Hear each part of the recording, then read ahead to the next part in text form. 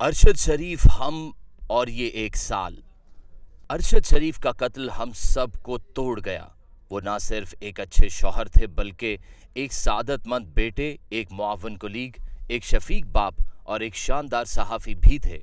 अरशद भी आम इंसानों की तरह बहुत से रिश्तों की लड़ी में पिरोए हुए थे और हर रूप में वो मुनफरिद थे। उनकी धीमी मुस्कुराहट, उनकी वज़ादारी और उनकी फराख दिली मुझे हमेशा याद रहेगी। फूल और परफ्यूम का तोहफा देना इनको सबसे ज्यादा पसंद था। ऐसे अफराद जो माली तौर पर मुस्तहकम न थे, अरशद खामोशी से उनकी माली मदद किया करते थे।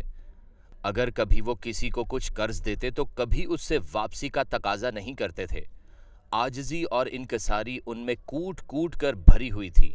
वो बहुत दरवेश सिफ्त इंसान थे। कुल मिलाकर अपनी ज़ात पर अरशद का खर्चा सिर्फ किताबें खरीदना और दोस्तों को खाने खिलाना होता था। कभी दोस्तों की दावतें घर पर होती और कभी बाहर रेस्टोरेंट में। मुझे भी वो हिदायत देते कि मेहमानों को तोहफा भी देना है। हर किसी की सालगिरह को खुसूसी तौर पर याद रखते और मुझे ताकीद करते कि तोहफा लाजमी भेज दूं। हम दोनों समाजी तकरीबात में कम ही शिरकत करते थे, लेकिन उनकी ये कोशिश होती कि तोहफा जरूर अरसाल किया जाए। अरशद की दरिया दिली अक्सर मुझे हैरान कर देती थी। वो हमेशा अपने से पहले दूसरों का सोचते थे। ऐसे अफराद मुआशरे में कम ही होते हैं जो अपने से पहले दूसरों का सोचें। बतौर शौहर उन्होंने मेरा बहुत ख्याल रखा और दुनिया की हर आसाइश मुझे फराहम की। हमारी कोई औलाद नहीं थी, लेकिन उन्होंने मुझे कभी इस बात का ताना नहीं दिया। वो हमेशा मेरी दिलजोई करते और कहते कि अल्लाह ने तुम्हें किसी बड़े मकसद के लिए पैदा किया है। वो सबसे बहुत शफकत से पेश आते और इसीलिए हर महफिल की जान समझे जाते। मेरे मैके वालों से भी उनका सलूक बहुत अच्छा था और मेरे वालिदैन की वो बहुत इज्जत किया करते थे, बल्कि हकीकी मानों में उन्होंने दामाद के बजाय बेटा बनकर दिखाया। पूरे खानदान में सब उनको बहुत पसंद करते थे। दूसरों का एहसास करने वाले वो ऐसे ही थे, दरवेश मंच, अपनी फितरत में आज़ाद। अरशद से कोई भी बात ज़बरदस्ती नहीं मनवाई जा सकती थी। वो अपनी धुन के पक्के थे। जिस बात पर डट जाते कोई भी उनको उससे नहीं हिला सकता था। जितनी उनकी तबीयत में नरमी थी उतना ही जलाल भी था, मगर यह जलाल आम लोगों के लिए नहीं था।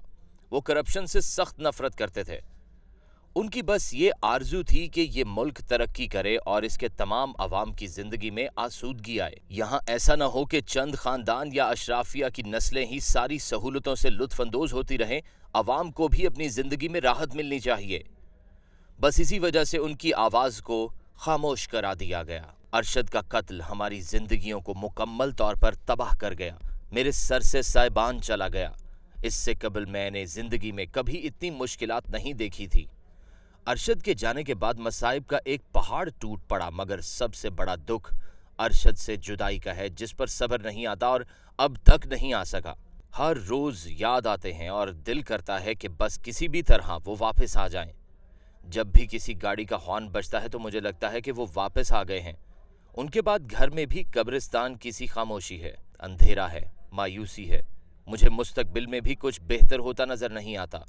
दूसरी जानिब मुझे इस मुल्क के निज़ाम इंसाफ ने मुकम्मल मायूस किया है। हमें तो अपना केस लड़ने के लिए वकील तक नहीं मिल रहे थे। मुझे इमरान भाई और मियां अली अशफाक भाई के तवस्सुत से 7 बुटर की सुप्रीम कोर्ट में नुमाइंदगी मिल गई, लेकिन मेरी सास अरशद की वालदा रिफत आरा का केस लेने को कोई तैयार नहीं था। मैंने सोशल मीडिया पर अपील की तो जस्टिस रिटायर्ड शौकत सदीकी ने इस केस में उनकी पैरवी करने का फैसला किया। जब वकला मिल गए तो केस की सुनवाई में ताखीर होने लगी। 3 माह हो गए हैं, मगर इस केस की तारीख ही नहीं आ रही।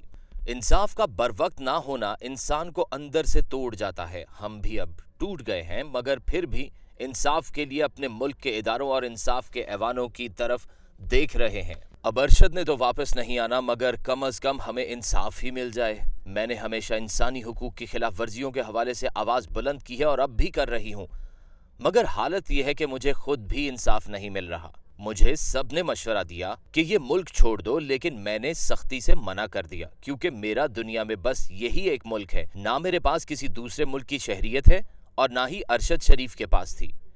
हमारा जीना मरना सब कुछ यही है। मुझे इस मुल्क से भी इंसाफ चाहिए और कीनिया से भी इंसाफ चाहिए। अकेले इंसाफ की जंग लड़ना आसान काम ना था, मगर जिसकी उम्मीद खुदा पर हो उसे लड़ने का हौसला मिल जाता है। 5 माह की मेहनत के बाद मैं कीनिया में भी पिटीशन फाइल करने में कामयाब हो गई हूँ। ये सफ़र बहुत कठिन था। मैं रोज रोती रहती थी और साथ साथ रूटीन का काम भी करती रहती थी, कॉलम लिखती, आर्टिकल लिखती, क्योंकि अब यही मेरा जरिया मुआश है। अरशद के होते हुए तो किसी चीज की कमी महसूस नहीं हुई थी, लेकिन अब अरशद की कमी ही चैन नहीं लेने देती। अगर मेरे बस में हो तो मैं ये सब छोड़ छाड़ कर दूर किसी पहाड़ में बसेरा कर लूं, किसी से ना मिलूं, ना ही किसी से बात करूं, बाकी की जिंदगी गुमनामी में चुप करके बसर कर दूं, मगर अरशद के लिए इंसाफ भी तो लेना है, उसकी आवाज बनना है। उसकी आवाज इस मुल्क के अवाम है। सोशल मीडिया सार्फिन और आलमी सहाफती इदारे अब मेरी आवाज बन गए हैं। जब अरशद के दोस्त भी उसका और हमारा साथ छोड़ गए तो हमारे साथ पाकिस्तान के अवाम खड़े हो गए। हम उनके ममनून भी हैं और उनकी मोहब्बतों पर शुक्रगुजार भी हैं। 1 साल हो गया है, मगर आज भी अरशद की कब्र पर फूल ताज़ा हैं। लोग इस्लामाबाद आए तो अरशद से मिलने कब्रिस्तान जरूर जाते हैं। जो भी इस कब्रिस्तान जाता है अरशद की कब्र पर हाजिरी जरूर देता है। ये लोगों की उससे मोहब्बत नहीं तो और क्या है, ये मोहब्बत ही हमें हौसला देती है खड़े रहने का और अरशद के लिए इंसाफ की जंग लड़ने का। अरशद को जिंदगी में भी मोहब्बत मिली और शहीद होकर भी वो अमर हो गया। वो अब लोगों के लिए जुर्रत का इस्तारा है। अरशद जैसे बेटे सदियों में पैदा होते हैं जो अपनी जिंदगी आवाम के लिए, अपने वतनों के लिए निछावर कर जाते हैं। अरशद शरीफ के मुजरिमों के हिस्से में सिर्फ रुसवाई आई, उनके कातिल गुमनामी के अंधेरों में गुम हो जाएंगे, मगर अरशद हर रोज नए सूरज के साथ चमकेगा, क्योंकि सच कभी मिट नहीं सकता। अरशद शरीफ ने मफाद के बजाय हक के रास्ते का इंतखाब किया और उसी राह में अपनी जान तक दे दी। इंशाअल्लाह अब वो अगले जहान में बहुत अच्छी जगह पर है। मेरे लिए दुआ करें कि अल्लाह ताला मुझे सब्र और हौसला अता फरमाए। आमीन।